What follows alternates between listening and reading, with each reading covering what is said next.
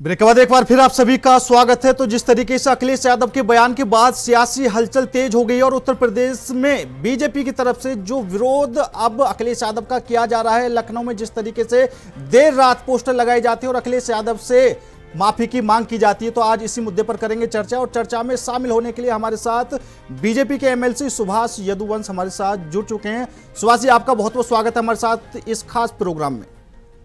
सुभाष जी, सबसे पहला सवाल मेरा यही रहेगा, जिस तरीके से उत्तर प्रदेश की राजनीति में हमेशा हलचल बनी रहती है और अब जो अखिलेश यादव ने अपना बयान दिया है, उस बयान को लेकर भी लगातार भारतीय जनता पार्टी अखिलेश यादव को घेरती हुई भी नजर आ रही है। वहीं डिप्टी सीएम केशव प्रसाद मौर्य ने यहां तक कह दिया कि अगर किसान के बच्चे को गोबर से दुर्गंध आने लगे तो समझ लेना कि उस परिवार का नाश जाना तय है। तो यहां पर वही देखने को मिला है। अगर हम यदुवंश की बात करते हैं तो महाभारत में भी इस बात का जिक्र है कि गायों का कितना महत्व माना जाता था और वो हमेशा से गायों के साथ रहते थे। तो इस बयान को लेकर आपकी क्या कुछ प्रतिक्रिया है? देखिए, मेरा ये कहना है कि अखिलेश यादव जी ने कहा कि उनको गाय गोबर और गौशाला से दुर्गंध आती है और इत्र से उनको सुगंध आती है। तो इत्र से उनको सुगंध आए, हमें कोई समस्या नहीं है वो, लेकिन गाय जो है वो करोड़ों सनातनियों, करोड़ों यदुवंशियों के श्रद्धा का केंद्र है, उनके जीविकोपार्जन का साधन है। करोड़ों पशुपालक जिनके जो है जीविकोपार्जन का साधन है, उसका अपमान ये पूरा हिंदुस्तान की जनता कभी बर्दाश्त नहीं करेगी। दूसरा कि हमारे आराध्य भगवान श्री कृष्ण गौ पालन के नाते ही उनका नाम गोपाल पड़ा था।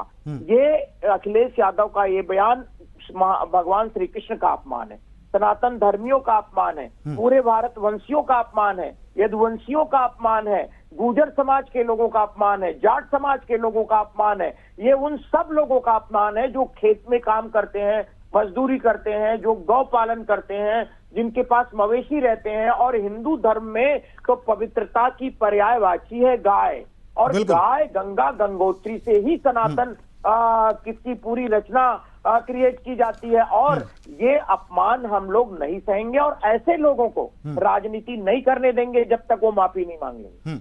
बिल्कुल सुभाष जी, क्योंकि अगर हम हिंदू धर्म की बात करते हैं, हम सनातन धर्म की बात करते हैं, तो सनातन धर्म में तो गोबर की पूजा भी की जाती है। दूसरी तरफ अखिलेश यादव को दुर्गंध उसमें से आ रही है।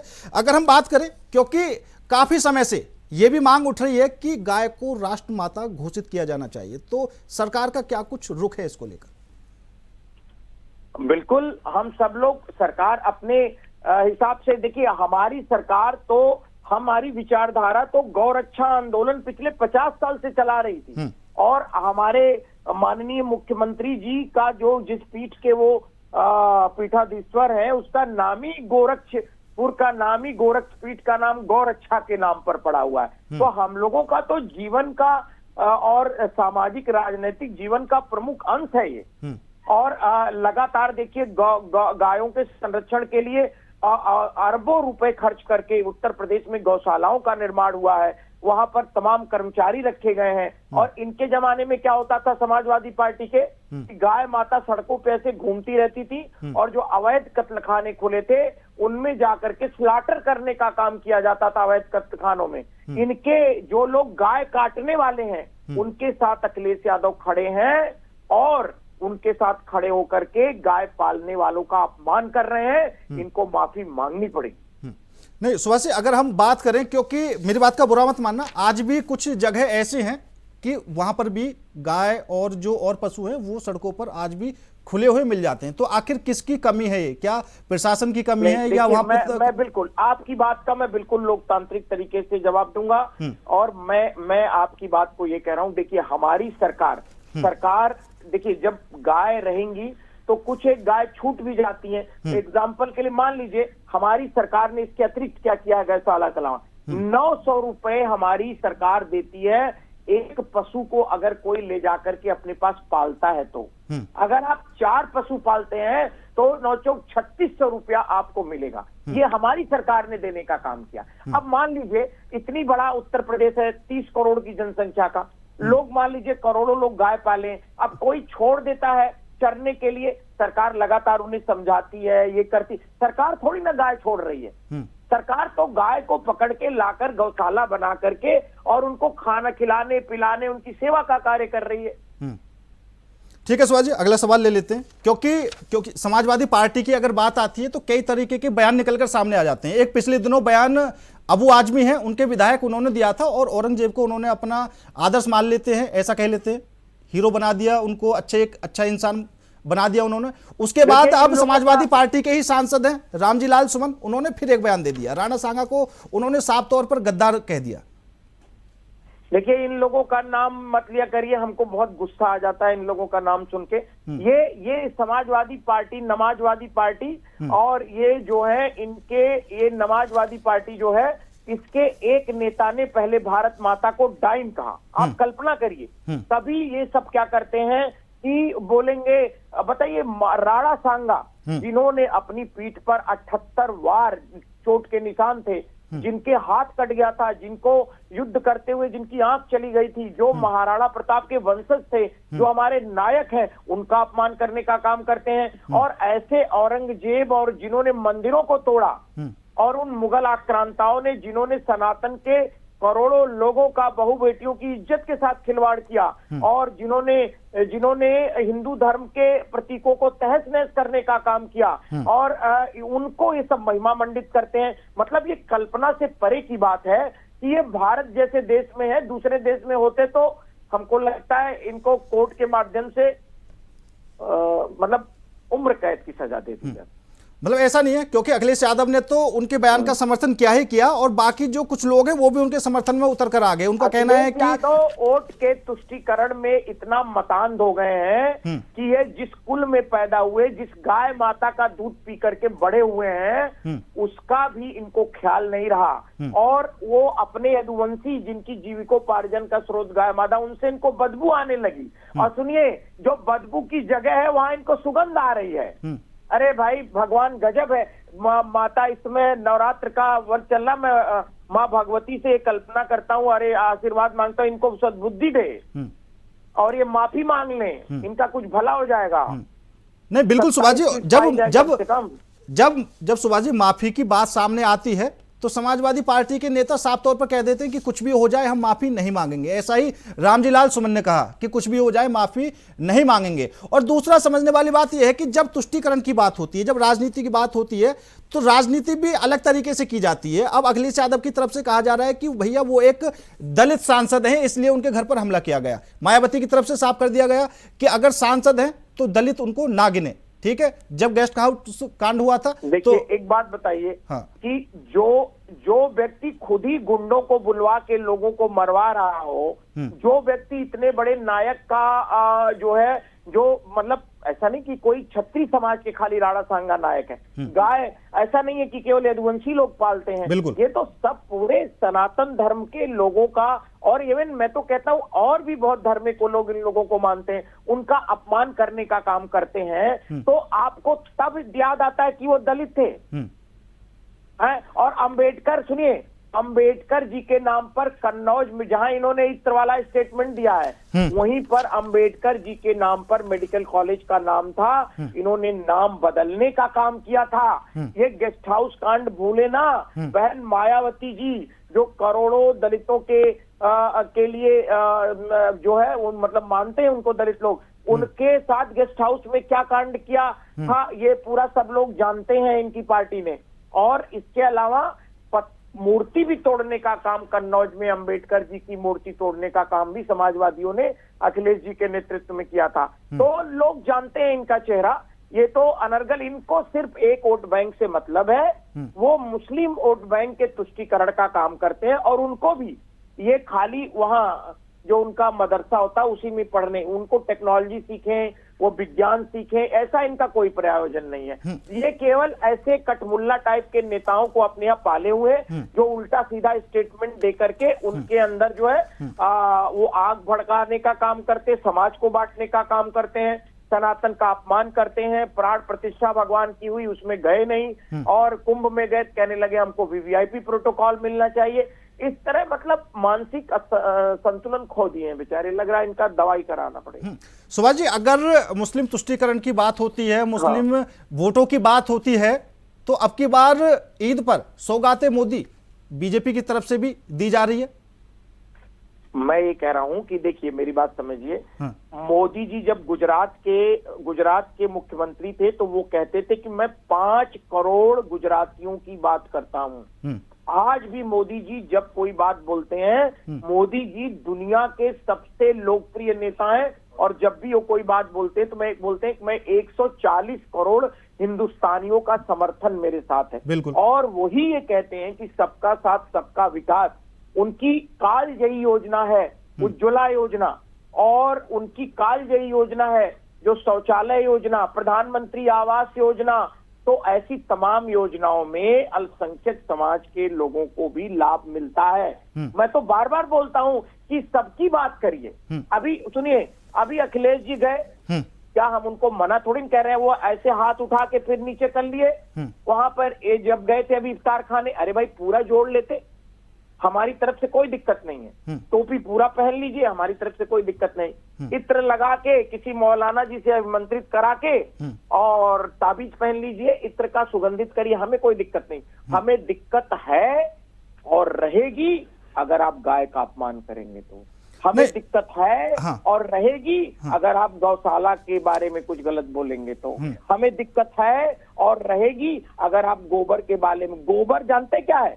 गोबर का अपमान करना, भगवान कृष्ण का अपमान करना। गोवर्धन पर्वत गोबर से बना हुआ था जिससे इंद्र का घमंड तोड़ा भगवान कृष्ण ने। ये किस खेत की मूली है इंद्र के सामने? बिल्कुल सुभाष जी, और अभी ये वीडियो मैंने भी देखी थी, अखिलेश यादव इफ्तार पार्टी में शामिल हुए थे और उन्होंने जो साइड में 2 मौलाना थे उनके हाथ भी, उनकी तरह हाथ भी किए, लेकिन लास्ट में आकर उन्होंने हाथ जोड़े। लेकिन अगर इफ्तार पार्टी की बात करते हैं तो अब की बार कांग्रेस और समाजवादी पार्टी के नेता तो बाद में पहुंचे, भारतीय जनता पार्टी के नेता जो है वो पहले इफ्तार पार्टी में पहुंचना शुरू कर दिए। नहीं, मैं आपसे क्या बोल रहा हूं, मैं बार बार ये बोल रहा हूं कि भारतीय जनता पार्टी सभी वर्गों का सम्मान करती है, सभी आस्थाओं का सम्मान करती है। और मेरा सिर्फ ये कहना है कि आप हमारे प्रतीकों को अपमानित करने का काम करोगे तो हम आपका सड़क से लेकर संसद तक विरोध करेंगे। नहीं सुभाष जी, ठीक है, अगर कोई इस तरह का विरोध करता है, ठीक है, अगर कोई हमारे महान पुरुषों के लिए, से बड़ा क्या होगा? सुनिए, गाय जिसका दूध पीकर हम लोग बड़े हुए, guy is second mother after my mother, and even this is true for the Akhilesh Yadav also. He is educated from Australia, लेकिन वो ये भूल गए कि गाय, उनकी माताजी और मेरी माताजी दोनों गाय का गोबर लिपि हैं। उनको शर्म आनी चाहिए बोलते हुए। नहीं सुभाष जी, मैं उसी बात पर आ रहा हूं, अगर कोई इस तरह का बेतुका बयान देता है, अखिलेश यादव की तरफ से हो या उनके नेता हो, अगर इस तरह का बयान देते हैं, लेकिन करणी सेना ने इस चीज का विरोध भी किया, जो उनके सांसद थे उनके घर पर गए, उन्होंने तोड़फोड़ की, हालांकि कानून अपने हाथ में लिया, ये सही नहीं है, ठीक है, कानून किसी को भी हाथ में नहीं लेना चाहिए। लेकिन आप किस तरफ हैं? क्योंकि करणी सेना के लोगों पर ही FIR दर्ज की गई है, उन्हीं के लिए 10 टीमें लगाई गई हैं कि भैया उनको पकड़ के लाओ। देखिए, मेरा ये कहना है कि जब आप किसी की भी भावनाओं को जो है कुठाराघात करेंगे, उनपे, उनके सम्मान के प्रतीकों, उनके नायकों को जब अपमानित करने का काम करेंगे, तो जो जन भावना है उसमें स्वाभाविक सी बात है वो। लेकिन फिर भी कहूंगा कि हम सब लोग मोदी जी के नेतृत्व में, हमारे गृह मंत्री माननीय अमित शाह जी के नेतृत्व में, योगी जी के नेतृत्व में सरकार पूरी सक्षम है लोगों को सजा देने में। इसलिए कानून कोई हाथ में नहीं लेना चाहिए और राज्य के नियमों के अंतर्गत ही हमें अपनी बात को व्यक्त करना चाहिए। लेकिन मैं आपको फिर भी कह रहा हूं कि देखिए, जब आप अपने कोई भी हमारे प्रतीक चिन्ह है, कोई स्तंभ है, उनमें जब आप हमला करोगे तो लोगों का आक्रोशित होना स्वाभाविक है। बिल्कुल। तो ये काम इनको बंद करना चाहिए, समाजवादी पार्टी के अराजक तत्वों को। बिल्कुल सुभाष जी, मेरा एक सवाल और है, क्योंकि चाहे देश के प्रधानमंत्री हूं, नरेंद्र मोदी जी हूं या फिर बड़े नेता हों, ठीक है, उनकी तरफ से हमेशा से भाईचारे का संदेश दिया जाता रहा है। अगर हम अजमेर दरगाह की बात करें तो वहां पर भी PM मोदी की चादर जाती है, ठीक है, इफ्तार पार्टी है वहां पर भी भारतीय जनता पार्टी के लोग जाते हैं, लेकिन फिर भी अभी तक कुछ नेताओं की तरफ से ऐसा माहौल बना के रखा गया कि भारतीय जनता पार्टी मुस्लिम विरोधी पार्टी है।